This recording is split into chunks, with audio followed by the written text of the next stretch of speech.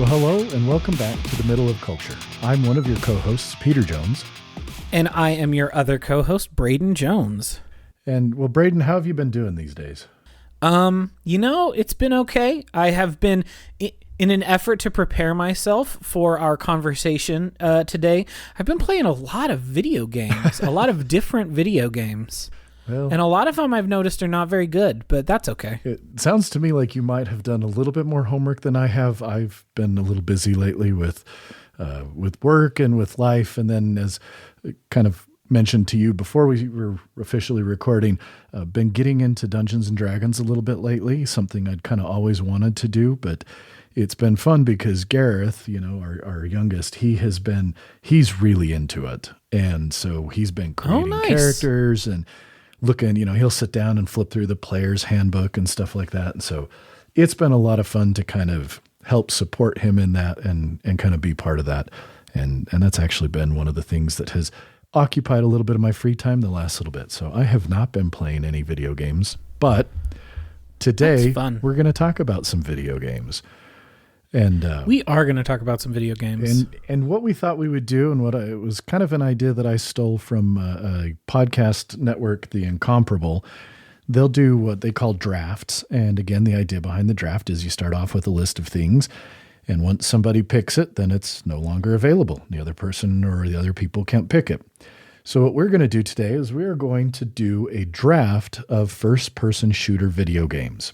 So absolutely, there's going to be a lot of first-person shooters that we don't address, but we've created kind of a list of ones that we felt we were familiar enough that we could have some type of opinion. And then we are going to go ahead and take turns picking from this list to comprise our top 5 list for first-person shooter games. So again, if someone else picks the game, it is no longer available.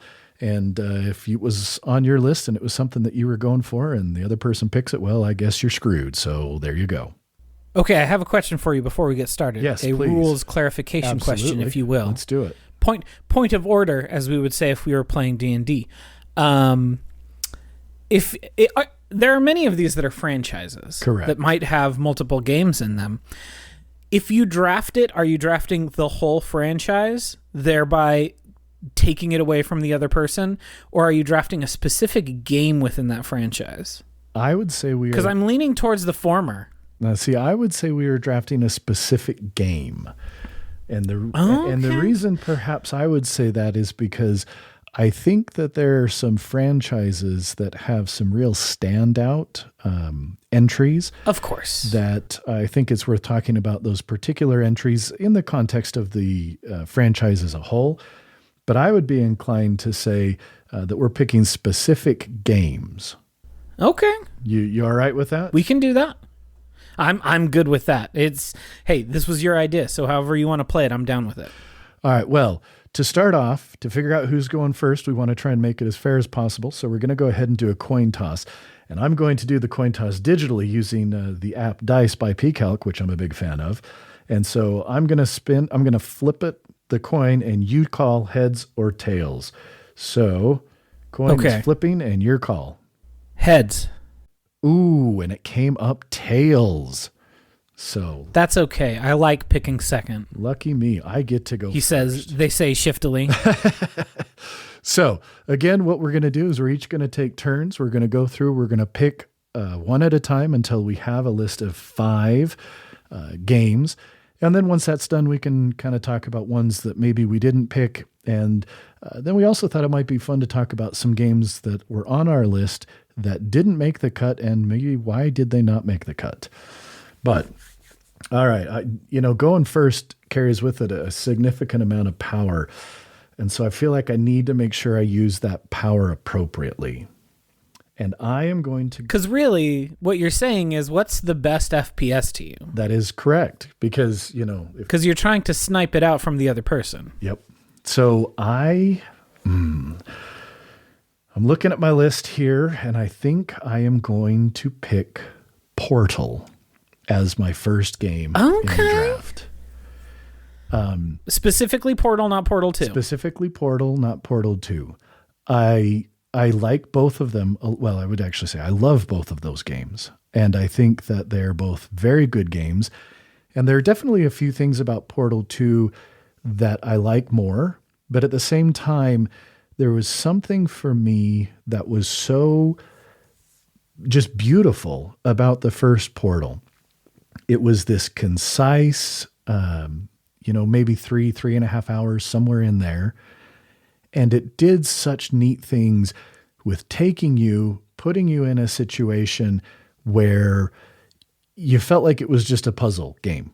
And then it starts to peel back these little layers and you realize there's a whole lot more going on. And then at the end, it's just kind of completely off the rails. And, spoilers to a game that's 15 plus years old now or something like that. Yeah, I think it's fair to say that we'll spoil any game that we pick. Sorry to anyone who's like a Doom head who's like, don't tell me what happened in 1993's Doom, Braden. Perfect. I'm glad we're on the same page.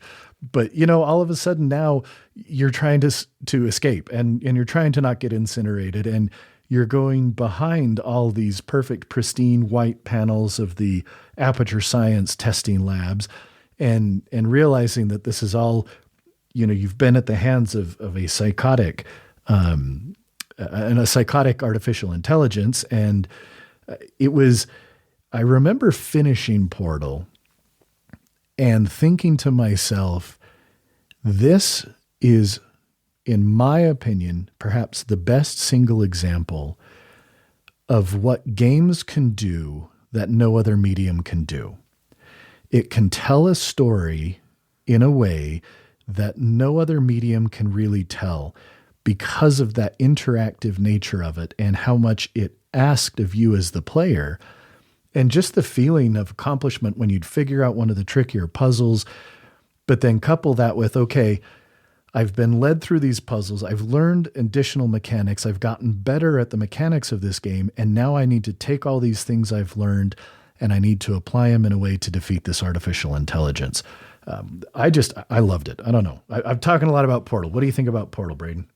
I think the first Portal is one of the best games ever made. It wouldn't make a top 10 list for me because it's not one of my favorites, but it's one of the best games ever made.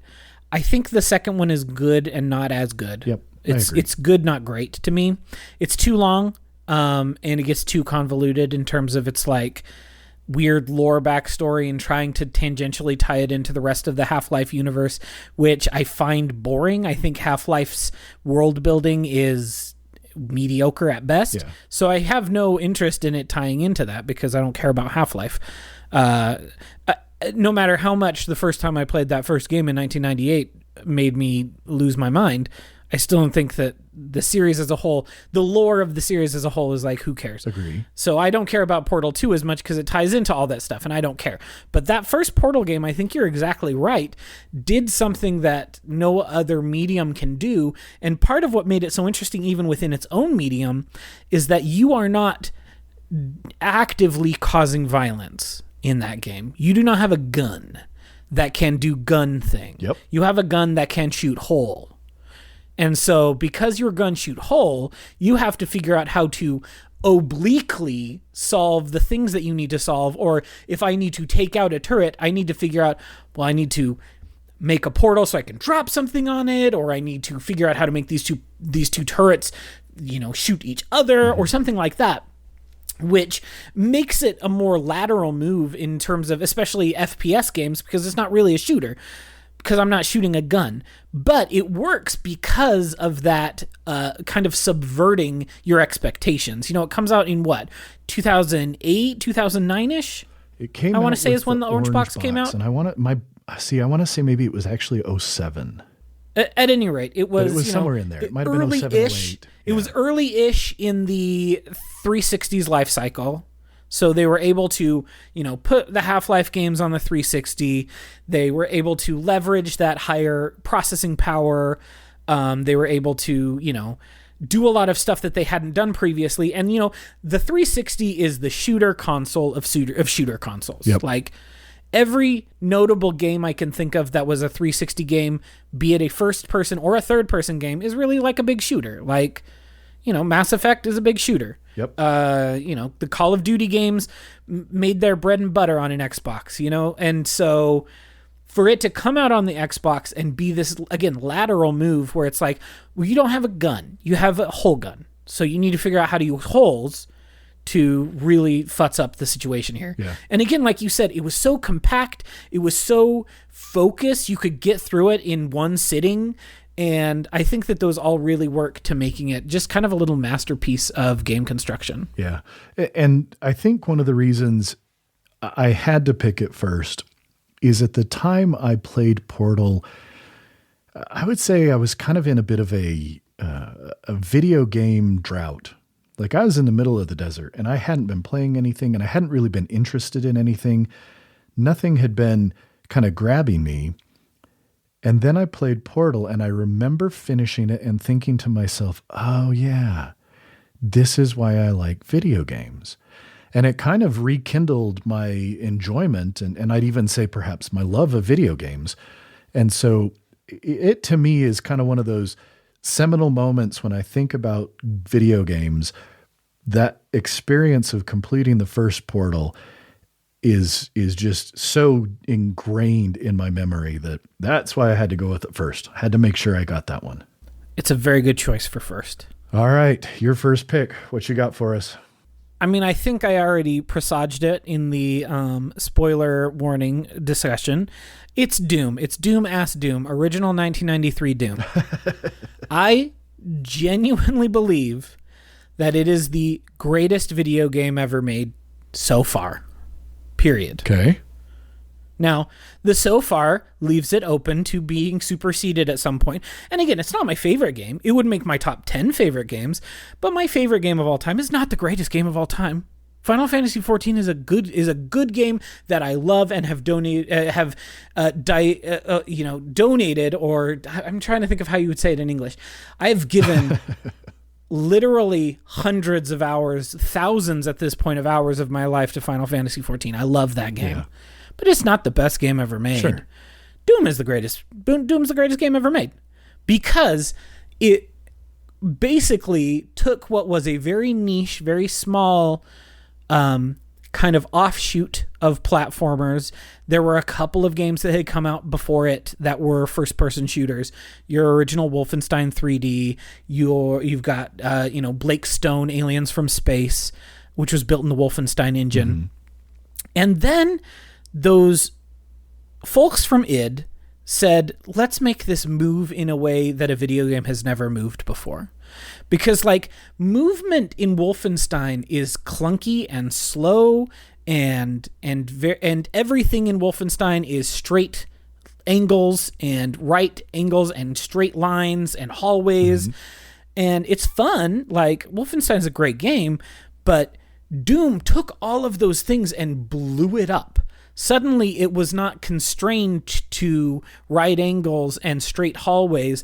It was these enormous vistas of burning cities in the background and, absurd architecture that makes no sense, but that you learn to intuit so well as you explore it. And that's the other thing that I think makes Doom so seminal, is that it is a killer shooter. It is a great shooter that is just hard enough that you really got to try at it, but not so difficult that you can't learn to beat it. Sure. Some of these games, there's no world I could beat them without cheat codes. And they don't put cheat codes in games anymore, so there are just some games that I don't play anymore. Yeah. Because I'm I don't have the skill for this. I wish I had the skill for this, but I don't. And they don't make cheat codes anymore, so I can't just hit the tilde and type IDDQD like I can in Doom, which means that I am invincible if I want to just play it easy. Mm-hmm. Again, that's how seminal this game is to me. I know I've played it so many times that I still know the invulnerability code. That's impressive. It's IDDQD. You hit the tilde, you put that in, and suddenly your eyes turn yellow and you don't take any damage anymore. But the thing about that game is it is a great shooter, but it is also an exercise in exploration. There are so many times in that game where you have to double back, or you have to, go down certain secret passageways to try to find keys so that you can go back and unlock the doors that you've already passed. And there's such a sense of exploration and wonder in Doom that you can still feel to this day. If you pop Doom down in front of a person who's never played Doom before, I still think that they'll have a really good time because it moves super fast. You are cruising through that thing. Yeah. You move so fast in that game and you shoot so quick, and you don't really have to aim that carefully because it is all actually on a 2D plane, because all of the verticality is pretend, because it's literally just a 2D plane in that game. Yeah. And all of the verticality is virtual.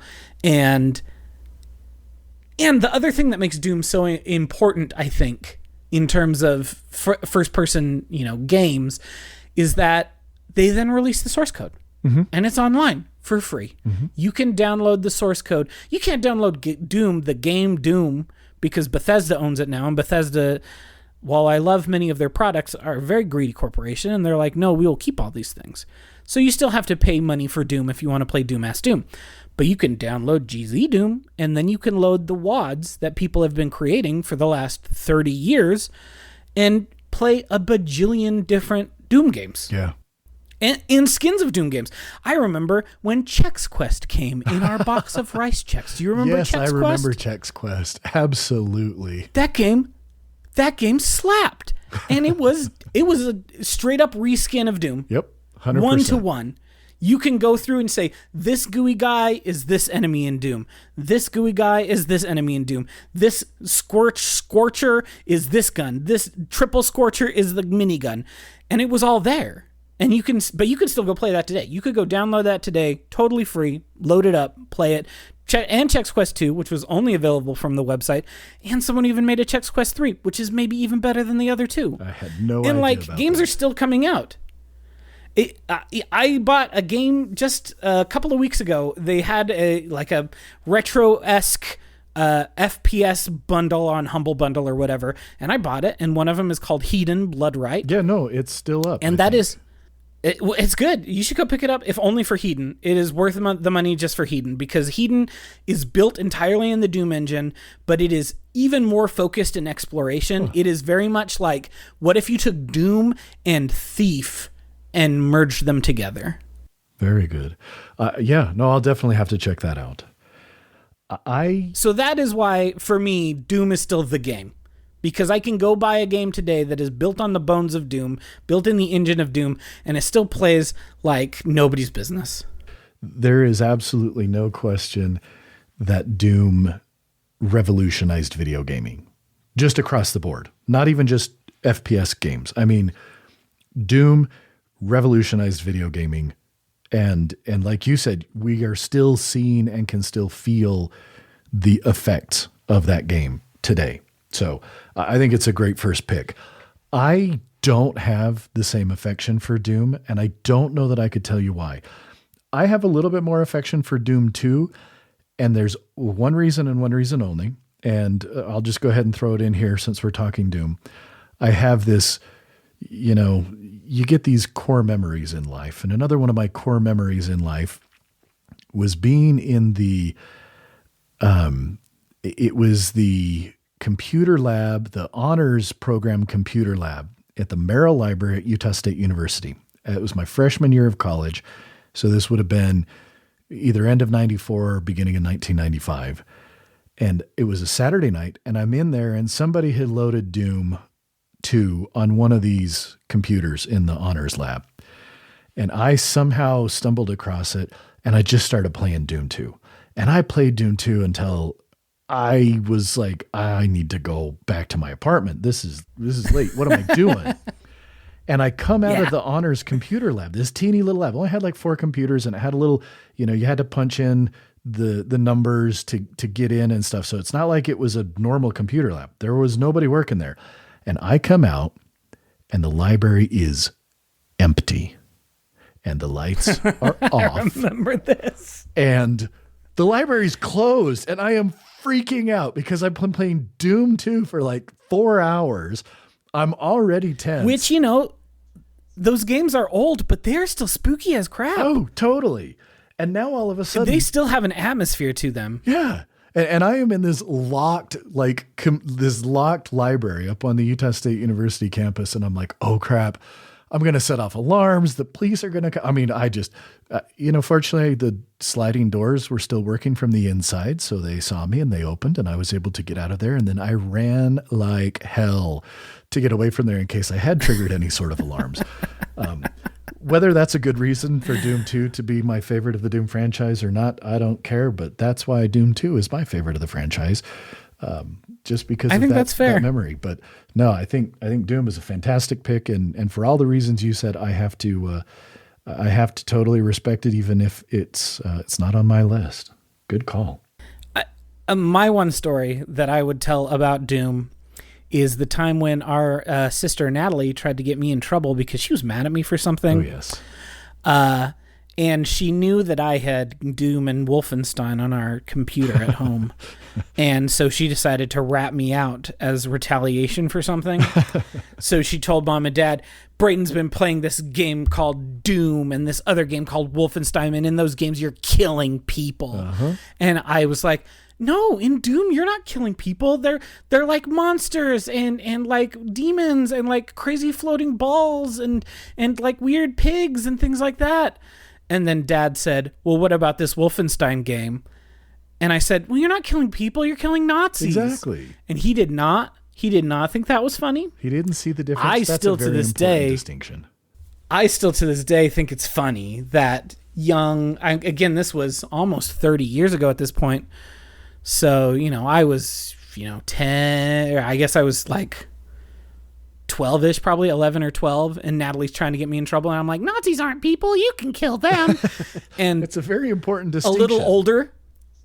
I agree. A little older Brayden would have been like, that's barbaric. But 2022 Brayden says, yeah, it's cool. It's cool. It's fine. It's just fascist. Times. It's fine. I remember when, and again, this is a little bit off the topic. Do you remember when our youngest sister, Vanessa, started having nightmares because of the butcher from the original Diablo?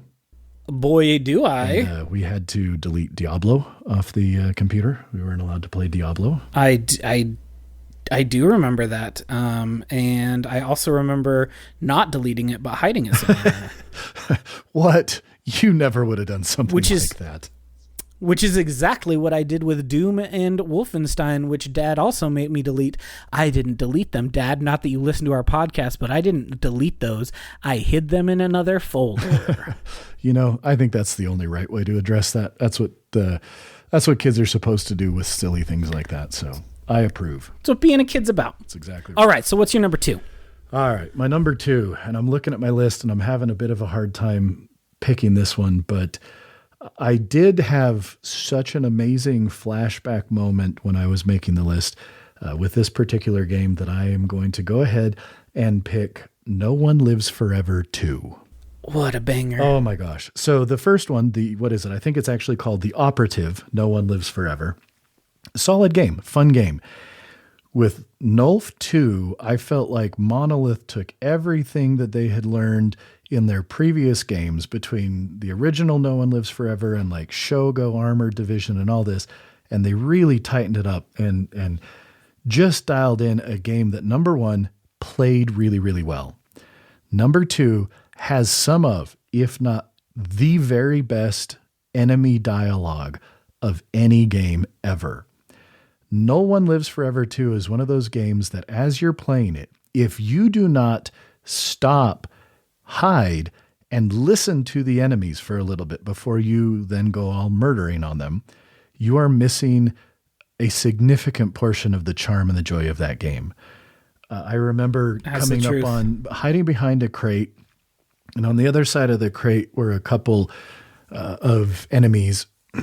And I remember these enemies having a conversation about the banality of evil. And I had to pause the game because I was laughing so hard at the conversation and the dialogue that had been written for these NPCs that you were getting ready to go and kill. It was brilliant. Now, these are one of those games that I have long been lamenting the fact that between Steam and good old games and things like that, no one can seem to figure out the rights.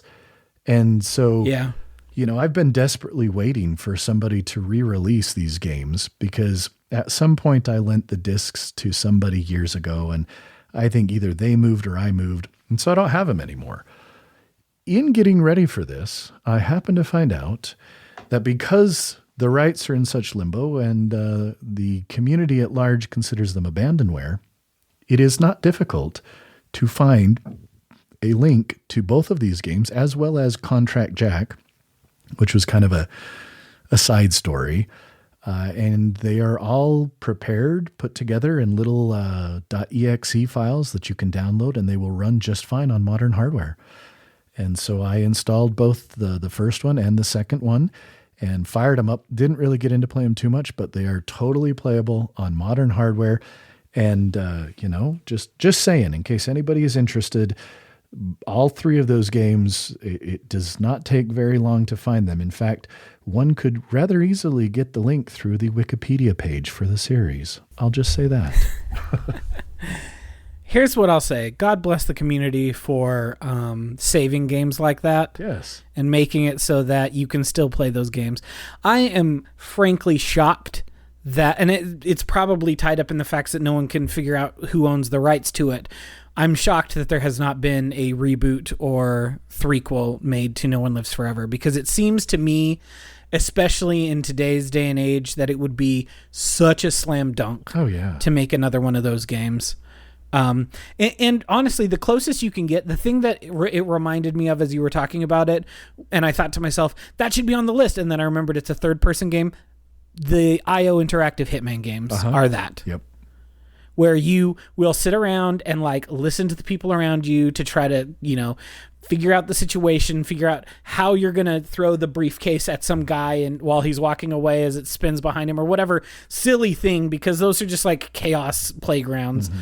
But listening to the enemies, the security guards, the grunts, the people, whoever's walking around, just these conversations that are happening all around you. That was what that reminded me of. And like I say, I think it would be a slam dunk, and it's surely tied up in the rights issues, but they should make another one of those. And if not, No One Lives Forever, file the numbers off and just make cool 60s spy lady game. Yeah. And, that was one of the things, and it's sad that this is such a low bar, but one of the things that made the first and second No One Lives Forever stand out, honestly, is the fact that you had a female protagonist. And again, it's embarrassing that that's something that makes them stand out. But even to this day, I think it kind of makes them stand out. Yeah, there is an incredible paucity on this list as I'm looking at it of, female-led titles. Yeah. Because, what else do we got? Portal. A couple of the Dishonored games, maybe. Yeah. You got Portal. You got the first Unreal game. Mm-hmm. I guess Borderlands, you can pick to play one of the ladies. Yeah, although Borderlands. But that doesn't count because there's a bunch of people to choose from. It's not a singular protagonist. Yeah. Yeah, like I say, I just remember just being so thoroughly entertained by Nulf 2. And it plays well. It's a good game in its own right. But again, just so much of the dialogue and the writing was just sharp. It was really sharp, and it was witty, and it cracked me up. It was such a fun game to play. I agree. So, what's your number 2? All right, my number 2, fittingly is a number 2 itself. Titanfall 2, baby. Oh man, I got sniped. I thought I was going to snipe you on that one because that's one of the greatest games I've ever played. Holy crap. It's not very long. It's 6-7 hours to play through that the story mode. It's not long. You could do it in a Saturday if you feel like it, or over a week, a couple hours at a time. But it plays with your expectations so well. And the story's trite. The story's terrible. You're some boring white dude, and the robot is sort of like your pet and sort of like a person, but not really. It's more like a pet, and you're like, I wish this was more like a person, but whatever. Mm-hmm. Great robot. Wish it had better characterization. But some of the stuff that makes you do in that game is what really makes it stand out to me. The parkour, the wall running that you have to do, directly presaged what they would then do in third person with Jedi Fallen Order, which is one of the funnest parts of Jedi Fallen Order, are the weird jumping puzzles you have to figure out.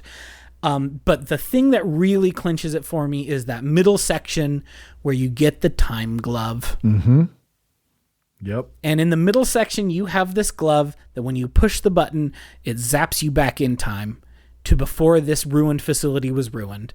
And so you have to balance this, like, you have to walk this very fine line between when you're in the present and when you're in the past in order to, like, you don't want to go in the past too long, but you do need to do it to get through obstacles or get past things that have maybe been destroyed in the present.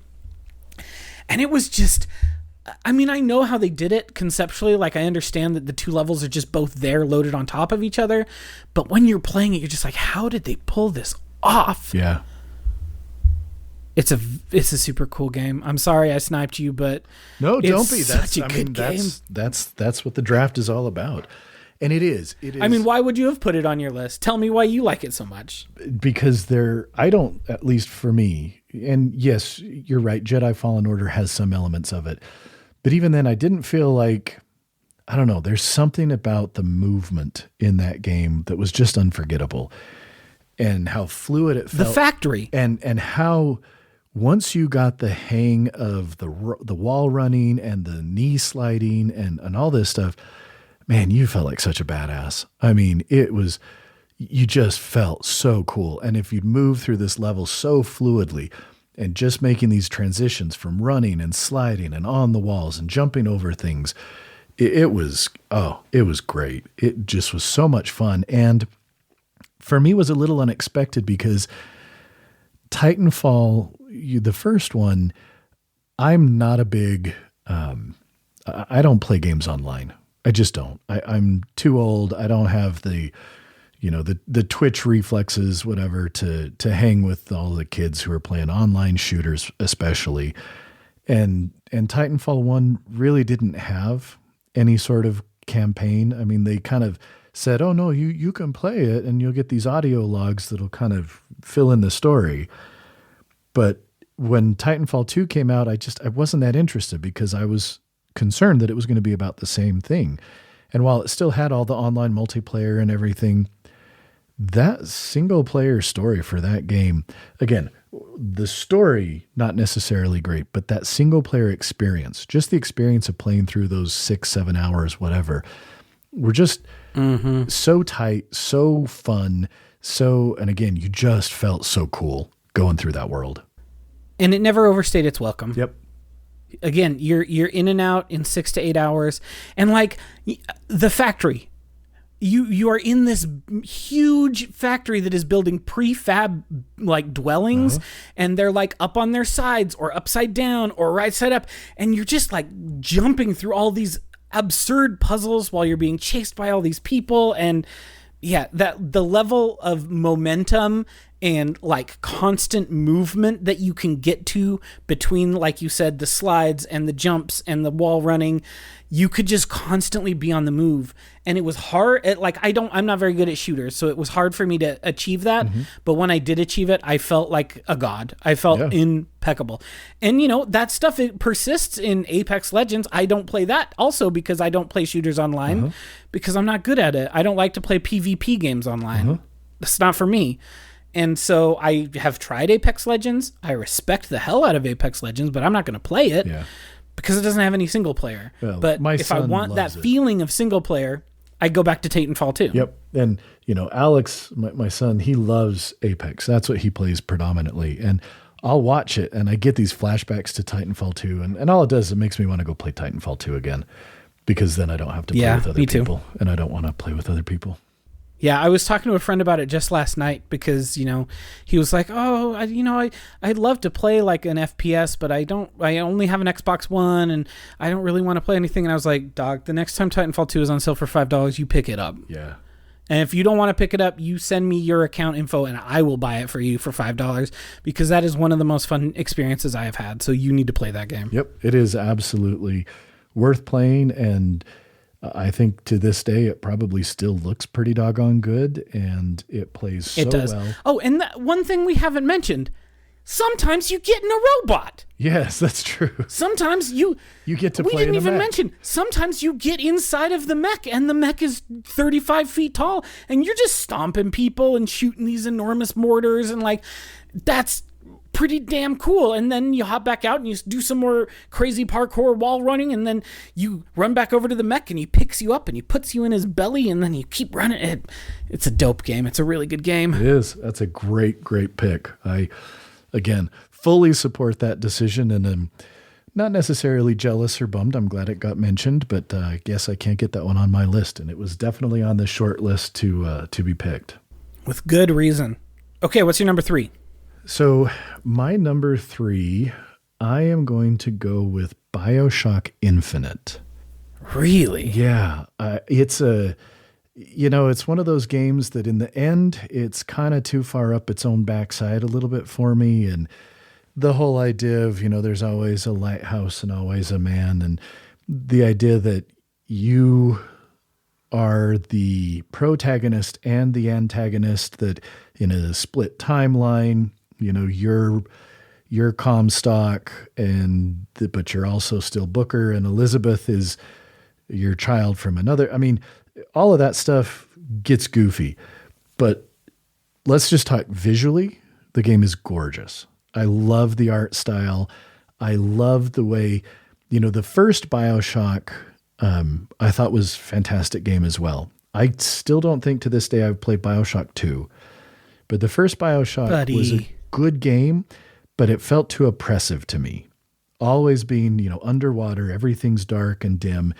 And so that was one of the things that I personally enjoyed about Infinite more, was the fact that it's so much of it is outside, and you're in the sky in this floating city and traveling from kind of platform to platform with this, not quite a zip line, but kind of like a zip line thing.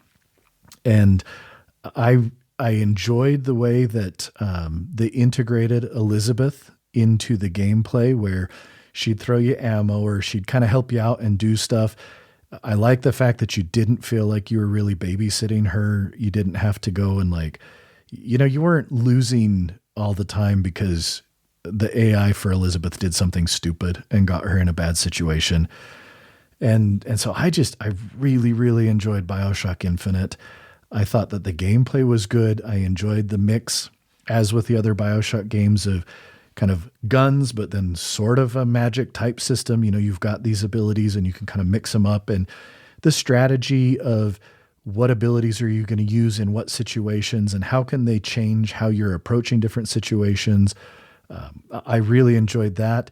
And then there were some really great scenes. I mean, there's one scene in the game that, again, it's been a long time since I played it, but I just remember, there's an acoustic guitar, and I don't remember if somebody else picks it up or if it's Elizabeth who picks it up or if you pick it up and you play it and she starts singing. I don't remember the specifics, but I remember it being a moving and kind of evocative moment in the middle of this game that I enjoyed. And so, like I say, haven't played BioShock 2. I think you're probably going to tell me in just a minute why I should, and I'm sure you're right. But for me, Infinite was the BioShock game I enjoyed the most.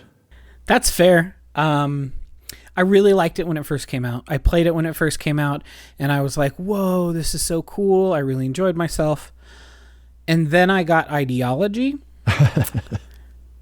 and I went back to play it, and that's one of the most abhorrent experiences I've had in a video game in a long time. So I should be glad that I actually haven't played it since the first time I played it. Yes, I would not go back and play it. This is my advice. If you like it, don't go back and play it. Good to know. Good to know. And there's a scene in there where the socialist revolution has to also be shown to be bad. Oh, the post-racial fighting against the racist, anti-misogynist, plutocrats who control the government of this world. Oh, we need to make them evil. So we'll have the black lady who's in charge of them murder a baby in front of you. And you're just like, did you have to make it a both sides story, Ken Levine? Yeah. I don't think you needed to make this a both sides story. So I don't like it very much, but I did enjoy it the first time. Swinging on those zip lines is extremely exciting, but BioShock 2 is the only one that I have an active desire to go play if I were to go play a BioShock game right now. I think it has the best level design of any of the three of them. I think playing as a Big Daddy is really cool. And I think that makes it very different than the other two because your movement is so much slower, so much more deliberate, and the tools at your disposal are different because you are playing as one of these antagonists of the first BioShock game. And again, like all three of the BioShock games, it definitely gets up in its own ass about its political ideologies. Oh, yeah. Because the first one is like, libertarians are bad, which, like, agree. But then the second one is like, communists are bad. And I'm like, disagree. I don't think that's how this would go. And then, like I say, the third one is like, both sides are bad, dude. And you're like, I don't buy this. So politically, they're all trash fires. But I think in terms of the gameplay, I really enjoy the second one most of all. The Big Sisters come, and they are some of the best jump scares I've had in a video game is when the first time you see a Big Sister, and they're just like absolutely terrifying. Because like you play the first BioShock and you're like, the Big Daddy sucks, but it ain't the end of the world. You run into a Big Daddy, you piss him off, you fight him. It's fine. You kite him, you throw some bees at him, try to get him in the water, shock him, beat him up with your wrench. It's fine. BioShock Infinite, those like Guns of the Patriots dudes that are like the huge automatons with George Washington's face and like the eagle wings, a lot like the Big Daddy. They suck. You get a couple of those aggroed on you and you're like, great, let me kite around. Let me find things to do. Let me try to, get away from this. Big Sister shows up in BioShock 2 and you're like, shit, this is bad. This is very bad. And those fights are just harrowing. And so I think that alone makes BioShock 2 the best of the three.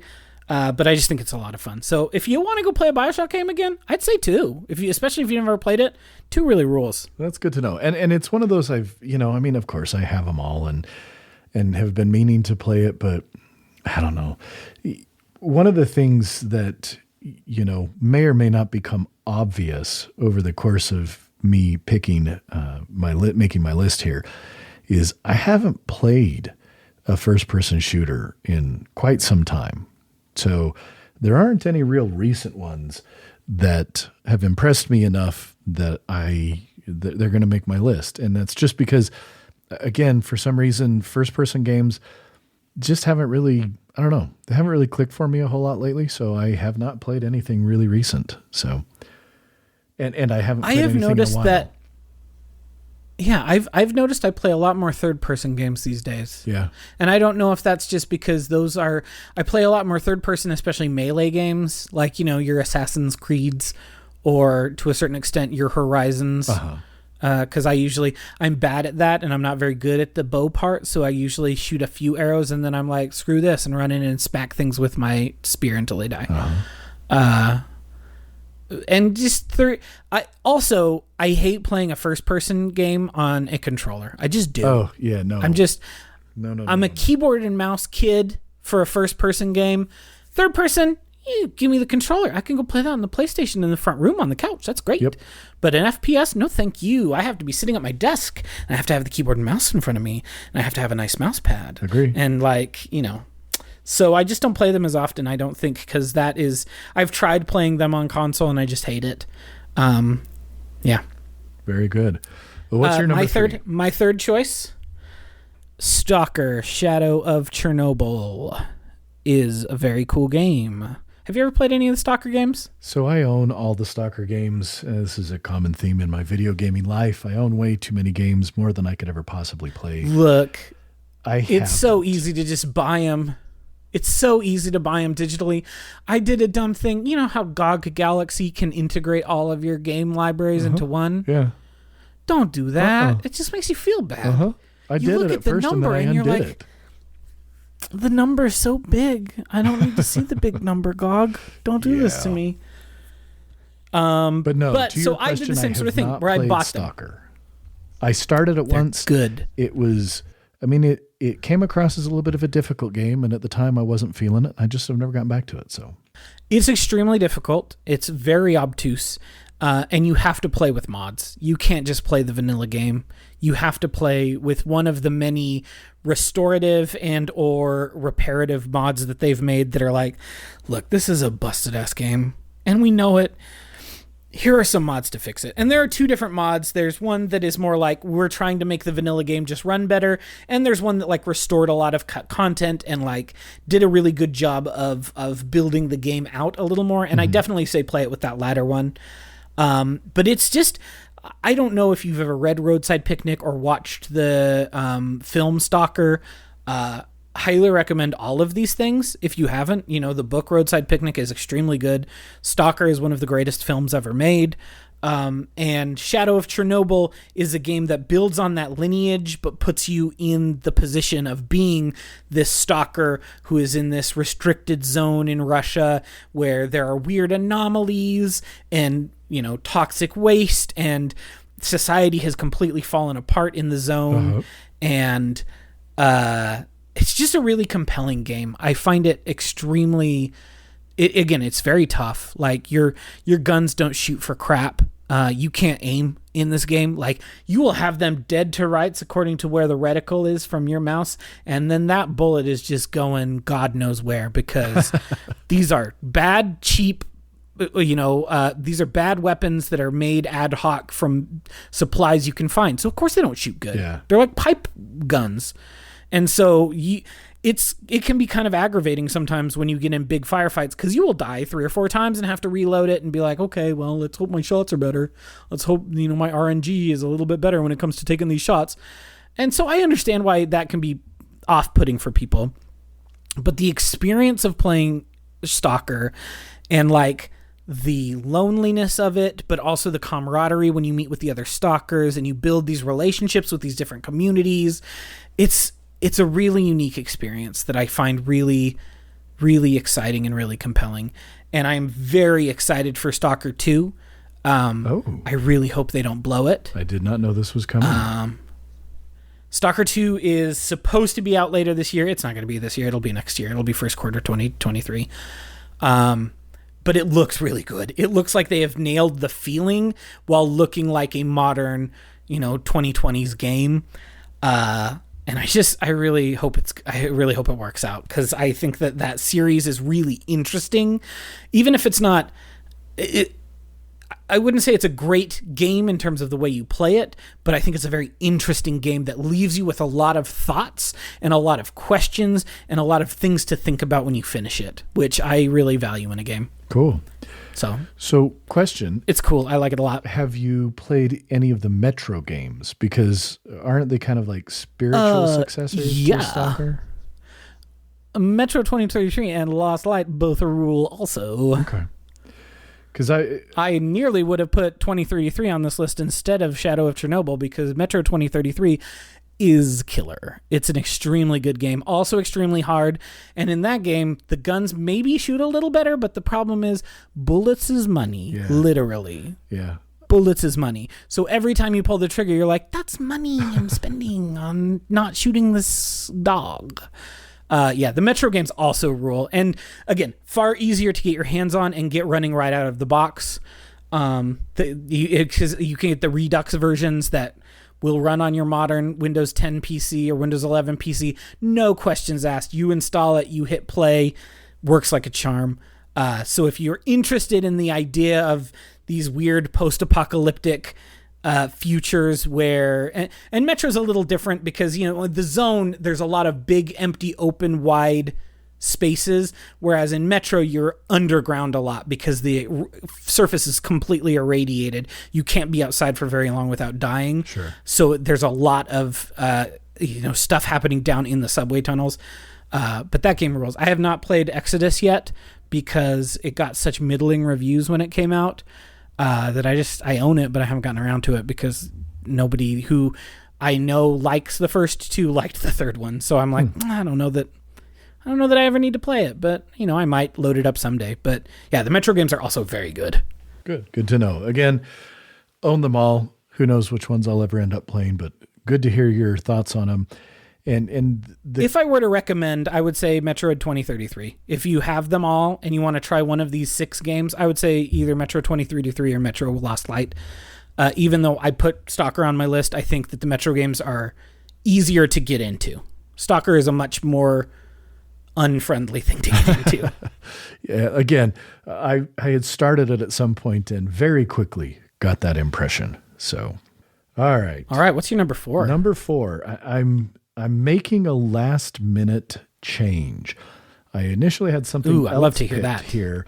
And the more I've been looking at the list and thinking about it, the more I feel that the next game on my list needs to be Jedi Knight 2, Jedi Outcast. Okay. I love this game. Do you? I do. And I, again, haven't played it in years. But this is one of the very, very few FPS games that I ever enjoyed enough to try and play online. And I actually did do some online multiplayer with this. And online multiplayer with Jedi Outcast is a blast. I mean, you're chucking your lightsaber at each other and trying to do force lightning and stuff instead of running around and shooting each other with guns. And it was a lot of fun. And I don't remember that much about the story. I remember downloading the demo and playing it. And, it was built on, I think it's the Quake 3 engine, as quite a few games of this time period were built on. And so it played so smooth. I mean, I was running it on not even, great hardware, but it played incredibly smooth. It was so fluid. It felt good. And I don't remember, I didn't play any of the previous Jedi Knight games or Dark Forces at the time. And I went back and I tried to play, I think it was the first Jedi Knight game. And it was difficult because the control scheme, it was not designed for a modern control scheme. And so it was Jedi Knight 2, Jedi Outcast was the one that really just, I felt like it was dialed in. They had a really good handle on, shooting, having some force powers, using the lightsaber, and the way that as the main character, Kyle Katarn, you progress throughout the course of the game and got new abilities and new force powers and such. I remember thinking that it felt really good, and I have incredibly fond memories of this game, even though I'm sure it's got all sorts of problems and there's all sorts of places where it was bizarre in some ways. But, again, thinking back on my time with some of the games on my list, Jedi Outcast was one that I think I actually played it through a couple times, which is incredibly rare for me. I do not play games more than once most of the time. And again, I enjoyed it enough that I actually did do some online multiplayer because just running around with that lightsaber, trying to hit people, whether it was melee or throwing the lightsaber or using the force powers in multiplayer, was kind of a riot. It was a blast. It was a good time and a lot of fun. Yeah, I enjoy Jedi Outcast. I think Dark Forces 2 Jedi Knight is not very good. Like you said, the control scheme is real rough. And I am generally a person who enjoys FMV, but I didn't like the FMV in that game very much. So it wasn't even good for that. Yeah. Dark Forces rules. It's a Doom clone, so I can't put it on my list because I already put Doom on there. It's literally built in the Doom engine. So it is just Doom. Doom, but what if you were fighting stormtroopers, baby? Yeah. So I love it. Dark Forces rules. It's one of the best, FPS games. One of the best Star Wars games ever made in my humble IMO. But it's I like Jedi Outcast quite a bit. And then I just love that they just put it out on like Switch a year or two ago, and they were like, oh yeah, we just made it so you can play. You want to play on PlayStation? Sure. You want to play on Switch? Fine. That's cool. This game's still around. How old is it now? It's got to be at least 15 years old, isn't it? I think it was early 2000s, so it's nearly 20. That's crazy.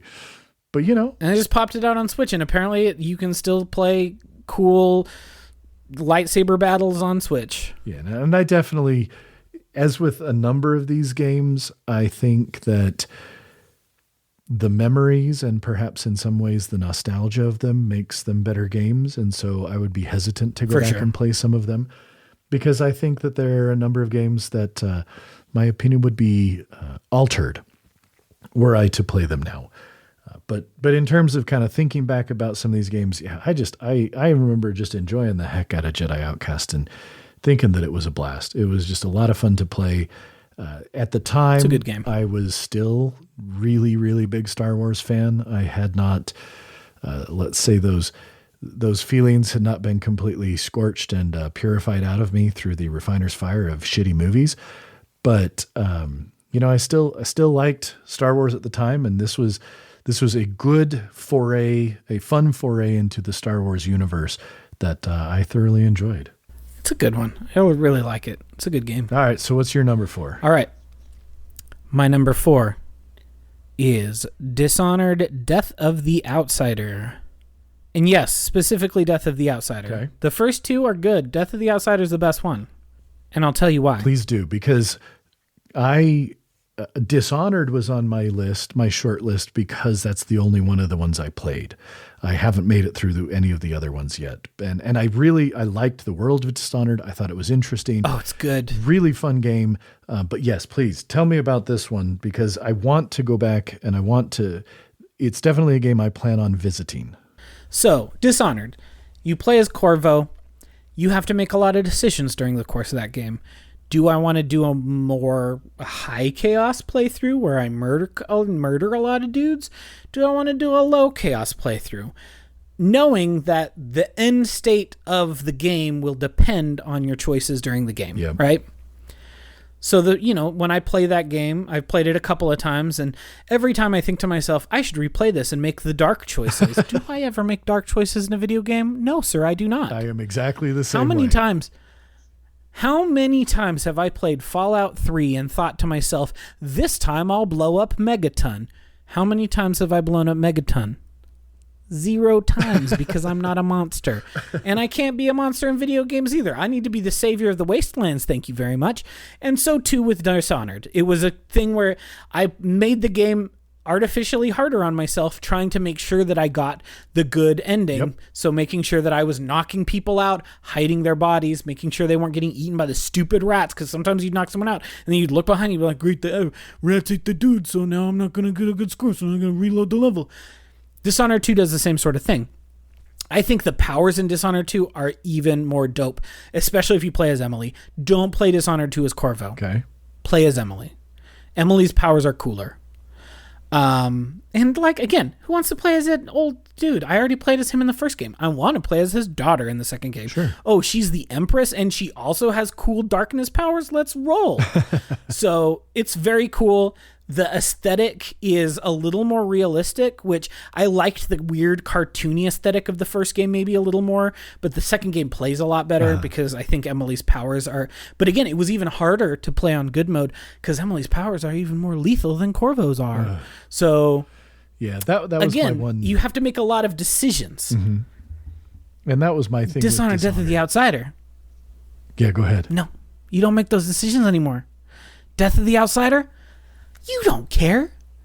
You're Billy Lurk. You need to kill that black-eyed son of a bitch. And that's all you care about. So there's no more chaos. So you can play that game with as much violent abandon as you want, knowing that it is not going to be like, you got the bad ending at the end of the video game. And then make you feel bad because you're like, oh, well, I could have gotten a good... No, there isn't a good or a bad ending. Like, you just play that game. And so suddenly the cuffs were off. I didn't have to try to keep everyone alive. So I killed more people in Death of the Outsider than the other two games combined. And it didn't matter. I was just like a murder machine. I kill every guy I came across because I'm a angry mercenary pirate lady. Yeah, let's go. Let's kill. And so being outside of that false morality shackle that the first two games put on you really, I think, makes Death of the Outsider a more fun experience for me because I'm not constantly doing, well, how can I sneak just perfectly so I can knock this dude out and then I need to hide his body before... Nah, shoot him, shoot him, shoot him. They're all dead. Noops, no one can see anything anymore. Yeah. It's very good. But you still have... And she has a cool mix of the two's powers, where she has some of the things that Emily has, some of the things that Corvo has, and it really makes for the most satisfying kit, I think, of the three of them. And again, it's nice and short. It is not a very long game. It's shorter than the other two. I really liked Dishonored 2. It was maybe a little long, but Death of the Outsider was the perfect length. And Billy Lurk was a very cool protagonist. I really liked her as a character in Dishonored 2, so it was really exciting to get to play as her in Death of the Outsider. It's a good game. It's a real good game. I'll definitely have to play it. I enjoyed Dishonored a lot. There were a lot of really neat things I liked about it. But I did, kind of what you mentioned, I did have a problem with this idea that, I'm the same way. Every time, I'll use Mass Effect as a perfect example. Every time I play Mass Effect and I say I'm going to go full on Renegade, I never do. I can't do it because I'm just, I don't know. I'm a pansy, whatever. And it was the same thing when I played Dishonored. I'm like, well, no, I got to get the best ending. And so I spent so much time hiding, waiting, trying to figure out how am I going to knock this person out and then hide their, just all of these things to avoid creating chaos. That I love the idea of being able to go and just go crazy. Death of the Outsider is the game for you. You can just go hog wild because it doesn't matter. It's just fun. Yeah. No rules, just right. Outback Steakhouse. Anyway, what's your number 5? So my number 5, and this is a tough one. And again, I'm glad we're going to be doing a Bring Out Your Dead round because I've definitely got a few on here I want to talk about, even if it's briefly. I'm going to go with the first Deus Ex. And I'm going to go with... I'm glad someone's doing it. Well, and I'm going to go with it because I again, tough to go back to. Definitely is not one of those that's aged super well.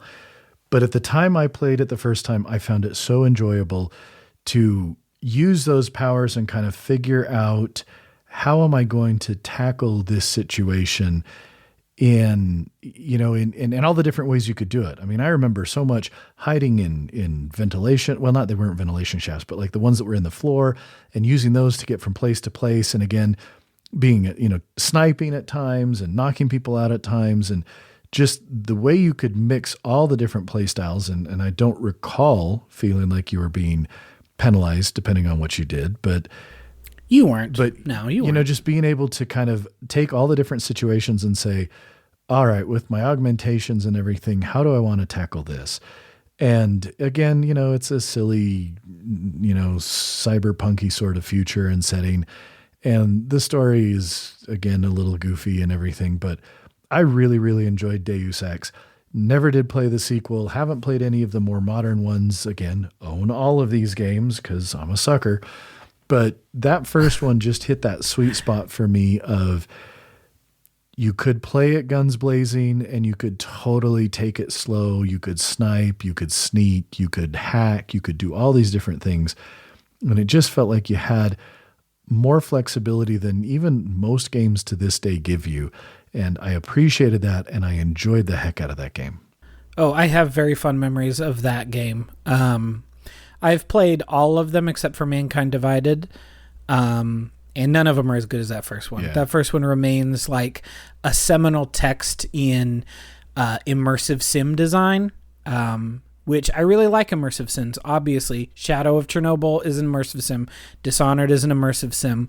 The BioShock game, System Shock, the good Prey, not the bad Prey from the early 2000s. What do you mean? Those are all you really... calling that one the bad Prey? I'm just kidding. I'm kidding. It's not a great game. Dude, the new one rules. That one where you like a weird Native American dude with weird Native American powers that feel really appropriative and a little racist still has some real fun spots in it, but it's not a good game. No, it's not.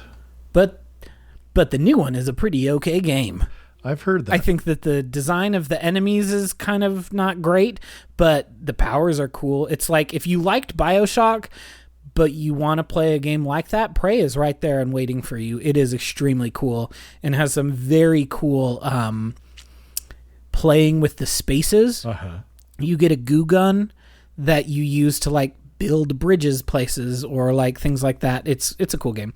So I really like immersive sims, and Deus Ex remains one of the best immersive sims I've ever played because it gives you so much story and so many options and ways that you can interact with the world, and everything is tactile and everything is usable, and it's a real titan in the genre still to this day.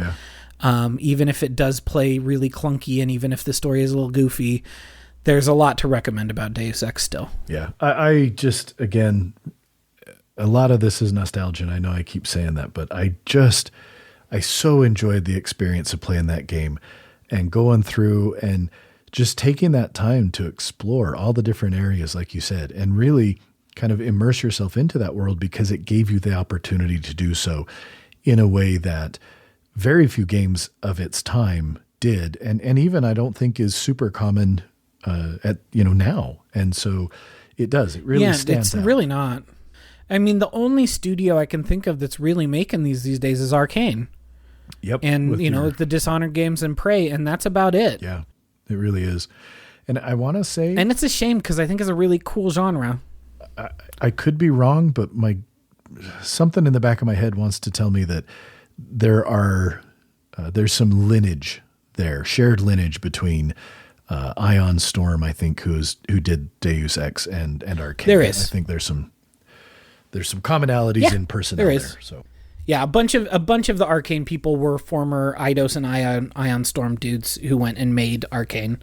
Yeah. So you definitely see that, and you see, especially in Prey, a lot of the stuff that Deus Ex did, and through the lens of maybe System Shock and BioShock. Nice. I'll definitely have to play it. It's, that Prey game is one of those that, again, long list of games, but I picked up some point on a sale and just haven't gotten around to. It's pretty fun. All right, tell us, what's your last game? What's your final pick?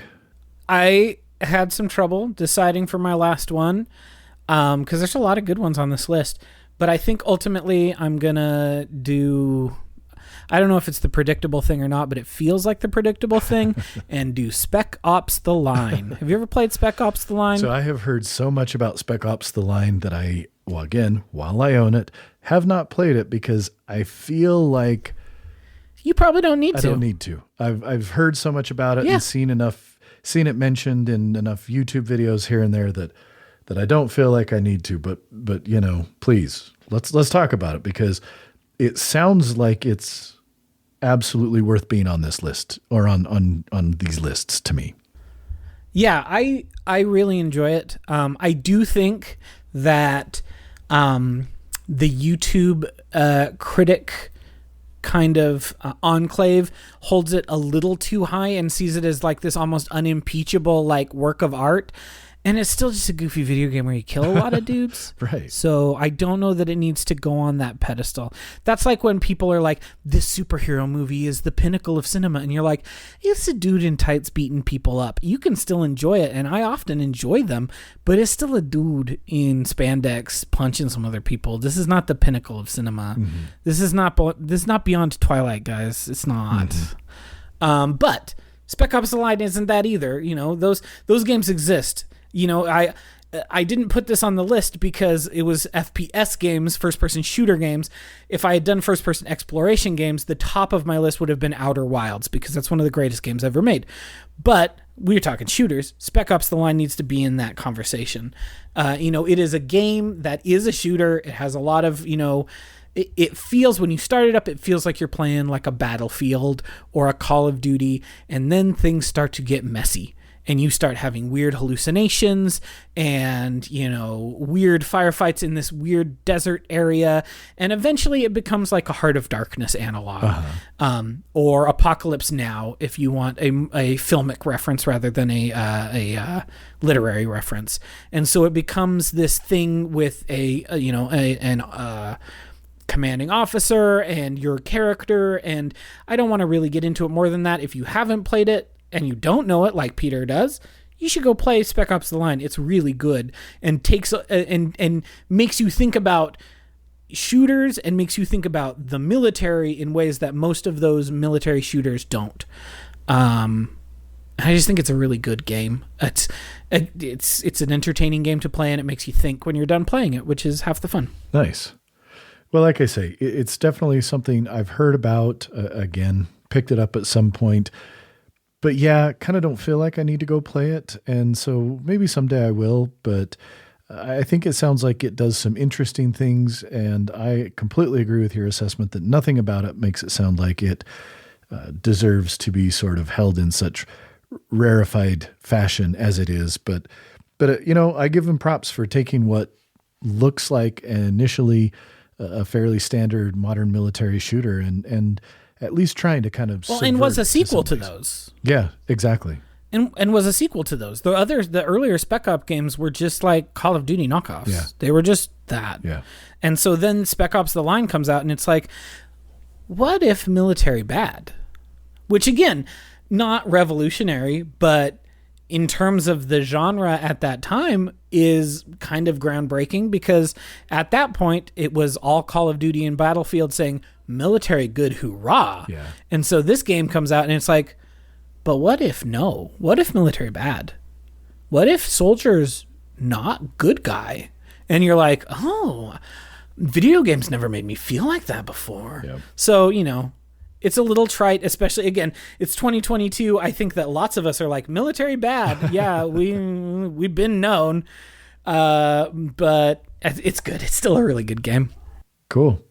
Well, like I say, I've heard about it, and I think that it sounds like it deserves to have a spot on here, and I'm glad you had played it enough to bring it up and put it on the list.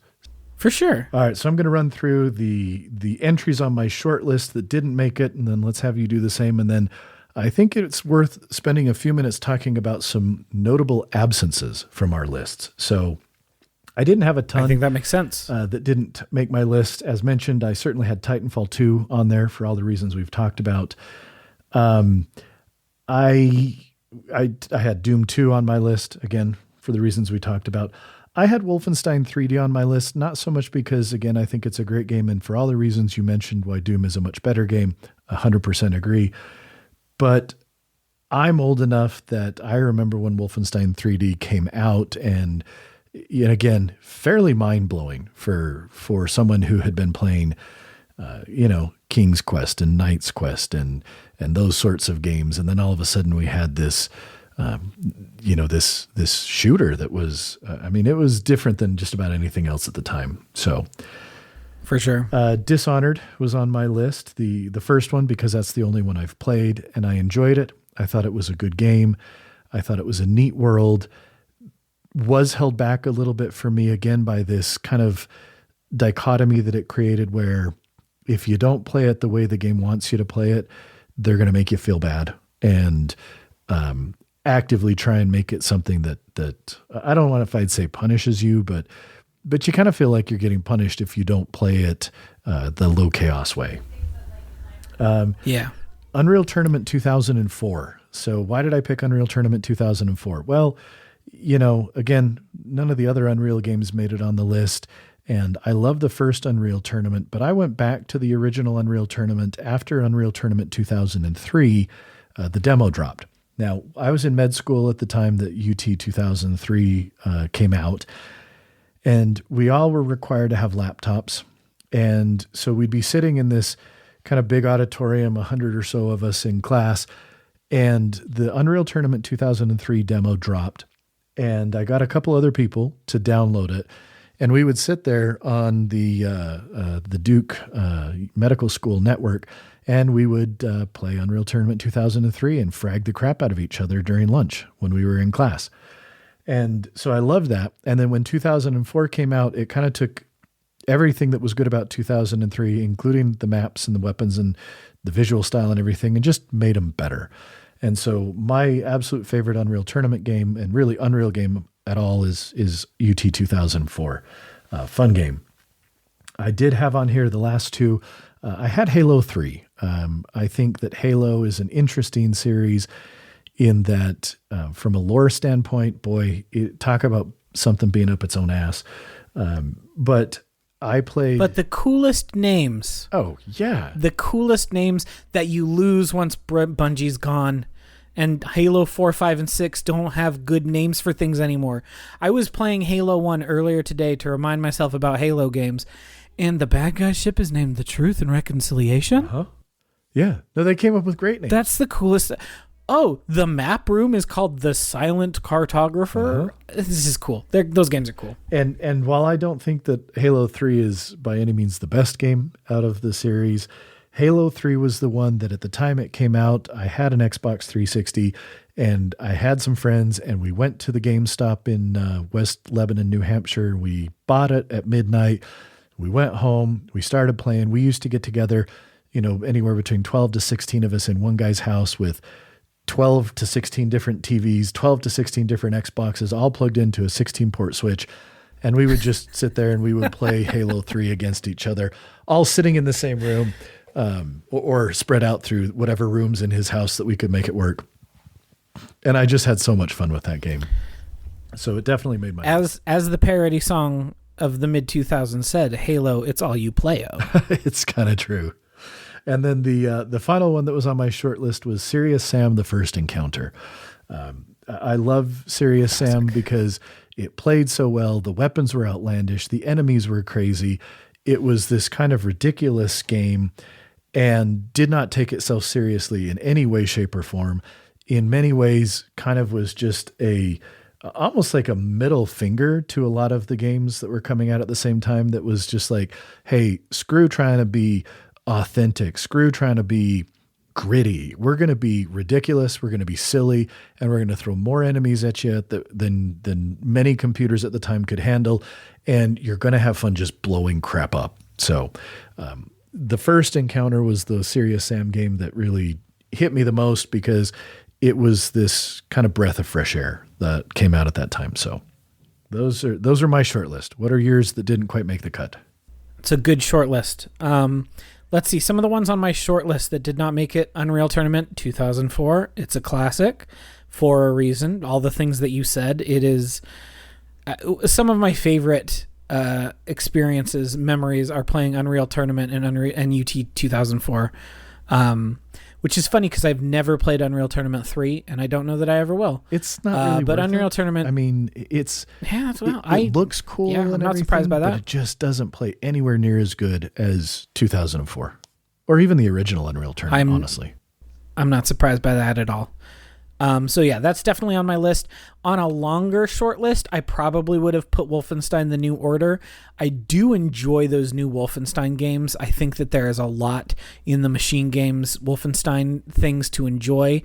And I think that the gameplay in New Order is better, while some of the wild stuff that happens in New Colossus makes it a more fun game. I mean, I watched Hitler blow a young Ronald Reagan's brains out on Venus, and then I killed Hitler with my bare hands while he peed and pooped himself because he was a doddering old man. It doesn't get any better than watching Hitler murder a young Ronald Reagan who's trying to be a fascist sycophant. That's as good as it gets. So yeah, I think that New Colossus maybe would have made my list, even though I don't think it's as good of a game. It just has some real wild stuff in it. You get decapitated and put on a new body. Like, there you go. It's that kind of game.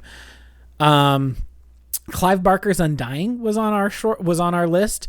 And I have very fond memories of that game. It's not very good when I've gone back to try to play it since, but I remember being so scared by that game when I was a kid. And it has a great atmosphere. It doesn't play super great. It's really kind of clunky and ugly today. Yeah. But man, when it came out, it was something else. Yeah, it did have a lot of atmosphere to it. If I were to pick a Halo game to put on mine, it would be Halo 3 ODST. I think ODST is the best Halo game. It is really good. Which is, I have interesting feelings about all the Halo games. I think Halo 1 is pretty good. I think Halo 2 sucks to play, but the Arbiter is really cool. Uh-huh. And I wish they would have just made a game about being the Arbiter, because those are the best parts of Halo 2, and the rest of Halo 2 really sucks. Halo 3 is good, like you said. Halo 3 ODST is my favorite. Reach was not a very good prequel. I didn't need a prequel about the people who I know die from the very first game. Like, that's okay. Agreed. Great modeling way to end your tenure with the series, Bungie. Yeah. And then I've not played any of the 343 games because, as far as I am concerned, Halo 3 said finish the fight, so I finished it. The fight been finished is how I feel about it. And I've only played Halo 4 since then, and I enjoyed it, and I just, I have 5, I have Infinite. Someday I want to play them, but I got the Master Chief Collection installed on my PC. I installed it, because I took it to work last week and downloaded all of that DLC for all 6 of those games in that pack. And I'll probably slowly work my way through them again and get to 4. I never got to it, but it's just okay. Yeah, agree. And again, a thing that I mentioned, offhanded, if we had been doing non-first-person shooters, if it had been first-person exploration games, I really think Outer Wilds needs mention, because I genuinely think it's one of the greatest video games I've ever played. But there's no shooting or violence that you do whatsoever in that game. So even like with Portal, like we talked about at the beginning, where the violence is kind of secondary, it's still a shoot. I still have a gun that shoot holes. Yeah. Whereas in Outer Wilds, you don't have anything like that. That's not that kind of game. It is a weird exploration game. Have you ever played that one? I haven't, and I'll have to check it out. I actually looked it up so while you were good. talking about it, because it was not something I was familiar with. It is so good, and it made me cry, which is always a plus for a video game that touches me in such a way that it makes me cry. But again, it's not a first-person shooter, so I didn't put it on my list. Sure. But if I were to revise my list to add it, I would kick Spec Ops: The Line off and put Doom maybe down one and put that on the top, because it's one of the best games I've ever played. I'll definitely have to check it out. And then, of course, System Shock 2. Angry Robot Mommy Want to Kill Me. Who doesn't love that? I just never got into System Shock 2.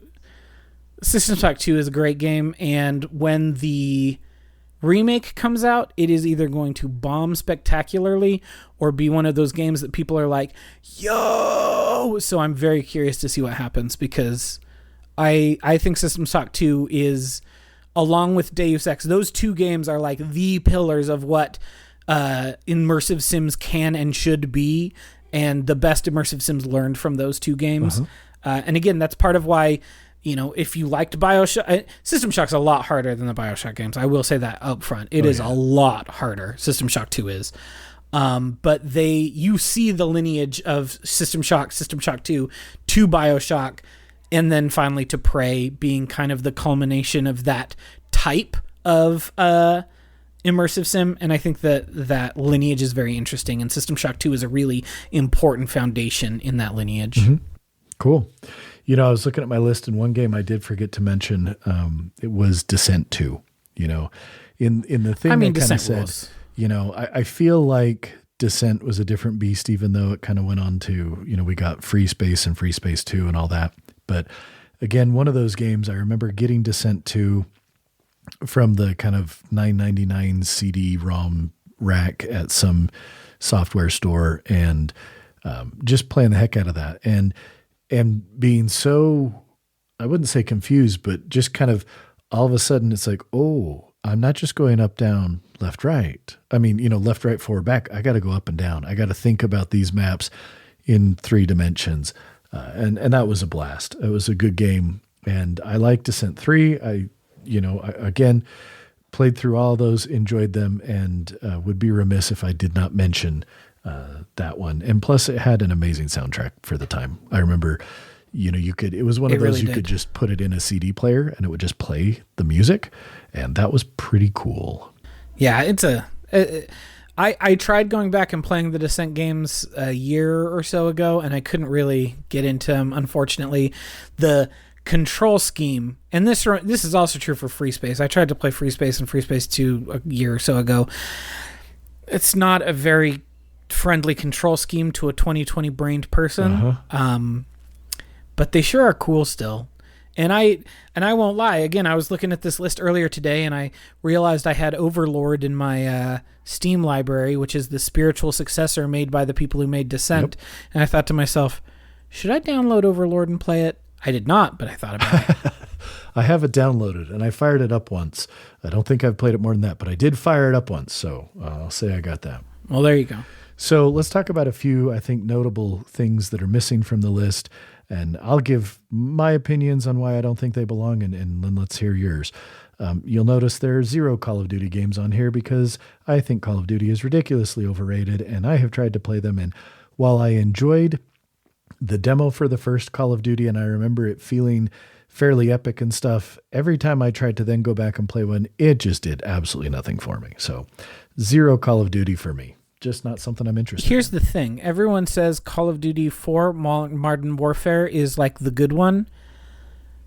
Listener, it's not a good game. It's a bad video game. I regret to inform you that it is objectively a bad and in many ways racist video game, and that's the best you got. So no Call of Duty for me either. They are. I've even tried 3 or 4 of them. I get them. I never actively purchased one, but I have gotten many of them for humble bundles, or hey, here's a free giveaway, or I got Black Ops 3, I got Black Ops 4, I got World War II, I got Infinite Warfare, I got Advanced Warfare. You got more than I do. And I've tried some of them, and they're all bad. Everyone. Not a single good Call of Duty game. Yeah. I'm staking my claim. Not a fan. The one I did that with was Battlefield. My brother-in-law was big into Battlefield, and so I was like, oh, well, I'll get the Battlefield games and I'll play with him. And I got, I think I got 3 and 4 and maybe 5, and I just never played them, and they just did nothing for me. And so, Battlefield, not on here either. Haven't followed it since, I think there was a 5th one that was in the modern setting, and then they went back to, anyway, I don't know. Whatever, not interested. Well, there was V, which was World War II. There was Battlefield 1, which was World War I, which came out in between 4 and V. And then there was Battlefield 2042 that came out last year and was so dead on arrival that literally no one is talking about it, even though it came out like 3 months ago. Well, then I guess it was only 3 and 4, because I think those were the 2 that were in sort of modern times. And they yes. just, they didn't do anything for me. Yeah, I've never played a Battlefield game. They all look bad. Yeah. I tried Battlefront 2, which is the Star Wars version of Battlefield. Also did not enjoy it. I got into, I tried the Battlefront games, but it was the same thing where it was like, well, this is just online. Like, there's really no single player to speak of. And again, I have limited time to play a game. And so I don't want to have to play a game so much just so that then it becomes fun when I'm playing with other people. Like, give me a good, tight, single player narrative. Give me a punchy experience that lets me get in, move through the story, and be done and feel satisfied, and I'm happy. But be like, well, if you really want to enjoy this, you're going to have to, you got to put in all this time to get good enough at it that you can actually enjoy playing it. Well, then that right there, I'm like, boom, I'm out. Not interested at all. So hard pass. One franchise that, I'll mention the whole franchise, even though really the first game's the only one I spent a lot of time with, that I think has a lot going for it in some ways, but was not good enough to make the list for me, and that's Thief. I think that the first Thief game was awesome. I remember playing it and just being like scared big time. Like, I was playing it in a dark room in our first, I guess it wasn't our first, but our second apartment when I was young in the late 90s. And that game was kind of terrifying in a cool way. And it's spooky. All the neat little things, water arrows to, extinguish lights, and moss arrows to make it so that you didn't make any sound when you were walking, and all the things that did. I don't know that I ever finished it, but I do remember really enjoying the first Thief game. But again, I figure if I didn't finish it doesn't belong on the list. For sure. We briefly mentioned, yeah, go ahead, please. One thing that we were talking about before we started recording that is notable in our absence from both of our lists is the Far Cry series. I was literally going to say, because we were talking about why this is bad. Listener, the Far Cry series is real racist. All of them that Ubisoft made, real racist. Those first 2 that Ubisoft didn't made, I can't really speak to. But I fired up many of them thinking, people talk well about those Far Cry games. And here's the thing. I guess I'm a sucker for open world games. We talked about this, I think. I don't know if it was on the pod or if we talked about it just amongst ourselves. I like an open world game. You give me Assassin's Creed and it's like, here's the whole of Egypt. And you're like, great, yep. I'm going to go explore for 120 hours. Or the Horizon games, here is the entire West Coast. And you can travel from Las Vegas to San Francisco in like 5 minutes. Don't worry about it. It's video games. Loved those games.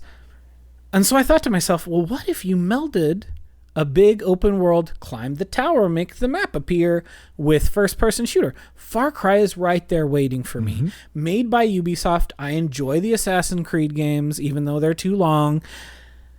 They're not good. They're real bad and real racist and don't play very well because they're in first person, even though in many ways they are like an exploration game, like an Assassin's Creed. And you're like, I really wish I could see to the side and to the back of myself while I was doing these things, because these enemies hit hard and there is no armor in this game. So you get hit by 3 or 4 bullets and you're mostly dead. And this is not very fun.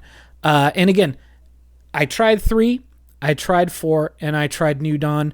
All 3 of them, extremely racist, guys. So racist. Like, 3 was the one that I played earlier today, so I can most easily talk about why it was racist. You play as this, like, rich white kid who, parachutes onto this island that's controlled by these, pirates, who of course are all people of color. And so you are just murdering them left and right. But the good people of color give you the tatau, which are mystical tattoos that are all tribal and that make you strong. And as you level up, your tattoos magically appear on your forearm and that makes you more powerful. And so there's all of these people of color with these really offensive accents being like, oh, brother, you have the tatau. You are a great warrior like us. And you're like, yo, guys, this is not okay. This is extremely racist. This is not good. Yeah. This is literal white saviorism because I am a white guy who has been given the power of the native, savages to go and kill these pirates who have abducted my brother and my girlfriend. And it's just like, yo, this is not okay. It's not okay. Yeah. I played the first Far Cry all the way through to completion. I didn't think it was very good. I haven't played any of the others. Just didn't love it. So sounds like I'm not missing a whole lot. Well, and the people I trust say Far Cry 2 is the one good one. And I tried it and I was just like, this is not for me. Oh, and see, I've heard that it takes a very unique kind of person to get into Far Cry 2 because of some of the mechanics, the malaria and all this kind of stuff. It sounds like it's a fairly punishing game. And again, I'm at a stage in my life where I don't take huge satisfaction from getting through punishing and difficult things.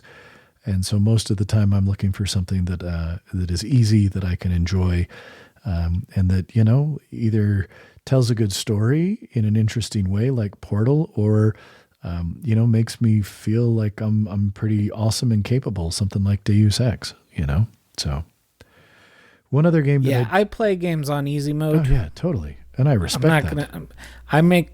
I make no aspersions against anyone who else wants to play on easy mode. You give me a game and it gives me a list and I go, what's the highest on the list? That's what I'll play as. Because I just want to chill. My life is hard and long enough and I just want to chill. I hear you 100%. One other game, and I think the last one that I want to mention, well, I will mention, you notice we don't have any Quake games on here. It was funny. I actually forgot that there was a 4th Quake game when I was making up the list. Quake 1. And Quake Champions. There's a 5th Quake game. Well, see, and I didn't even know how to count that. Quake was, the first one was cool, I suppose. I remember liking the second one. Quake 3 was just multiplayer stuff, and that just wasn't for me. I enjoyed Unreal Tournament more than I did Quake 3. And then after that, I just wasn't interested at all. So, I don't know. Quake really never did anything for me. But one game that the soundtrack to the first game still slaps. Oh, no. Soundtrack, great. You play that today. It's Trent Reznor doing his weird ambient, did you like Ghosts 1 through 4 that 9 Inch Nails made? What if it was spookier? Yeah. The Quake soundtrack is right there for you. Trent Reznor did it in 1996. But yeah, 2 is boring and 4 is a sequel to 2, so I was even less interested in that. Yep, that was why I didn't play it. So the last one I wanted to mention that and the only reason this didn't get mentioned earlier is I got sidetracked. I don't know. I started playing it. It was fascinating. It is cool as heck. The environments are awesome. The mechanics are super cool. The story is weird and wacky and wild. But I haven't played enough that I just didn't feel like I could put it on here, and that is Control. Have you played Control?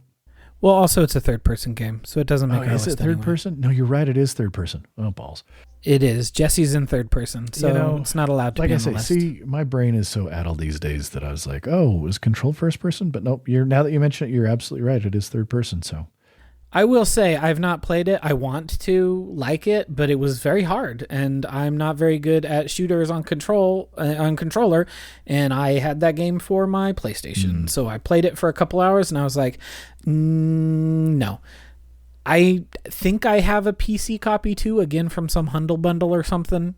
So maybe now that I have a better PC, I might give it a try again. Maybe when I can aim decent, it will be more fun. But I just was playing and I just died 3 times against some of the early enemies, and I was like, I don't got time for this. I think you'll find it much better on PC. That's what I played it on, and I don't remember the controls feeling difficult or anything, but I do.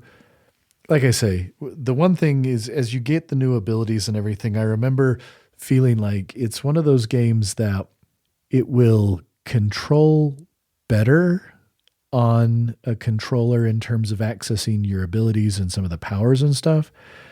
But obviously aiming and moving and everything is just so much better on a mouse and keyboard. So I got frustrated a little bit with it because I felt like, if I had the different buttons of a controller right there ready to go, it would make this easier, except for the fact that controlling many games and really aiming with a controller is kind of garbage in many cases.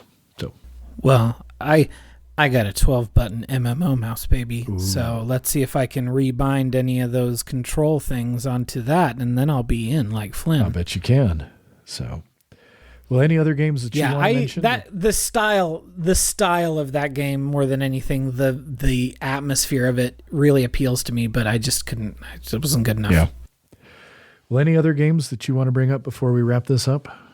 I don't think so. I think that we've done a pretty exhaustive list of why first-person shooters are pretty good, but also why neither of us really play them that often these days. Well, and there are certainly exceptions, but so much of the focus these days for first-person games really feels like it is on multiplayer shooters and things like that. And it's just not for me. It's not for me either. It doesn't interest me. I don't want to spend the time. So again, give me something, Portal, Titanfall 2, anywhere 4 to 8 hours, nice, tight story that I can play, I can enjoy. And when I'm done, I can feel like I can move on and that I got my money's worth and that my time was well spent. That's what I want. Don't make me work to enjoy your game. So that's where I'm at this point. Agreed. Well, again, agreed. We'll wrap it up now. I think that was a great conversation, and I look forward to chatting with you next time. Please, if you're listening to us, first of all, thank you so much for giving us a listen. We would love your feedback. Please subscribe in the podcast player of your choice so that you'll get this every 2 weeks when we go live and publish it. And if you can, please leave us a review. We'd love a 5-star review. I think that we're deserving of that. And if not, let us know what we can do to get there. Other than that, we'll go ahead and wrap it up and look forward to talking to you next time, Braden. Go get your TI-83. I bet you can install Doom on that and run Doom. I have a MacBook with a touch bar, and I am pretty sure I saw that somebody got Doom running in the touch bar on a MacBook Pro. I have seen that. And, play it while you're playing other things. It's great. It's one of the greatest games ever made. Play it everywhere. There you go. Put it on your Switch. It's fine. There we go. I should see if you can get it on your Apple Watch. Maybe they can do that. There's the ticket right there. All right. Well, thanks again, and look forward to talking to you next time, Brady. We'll see ya.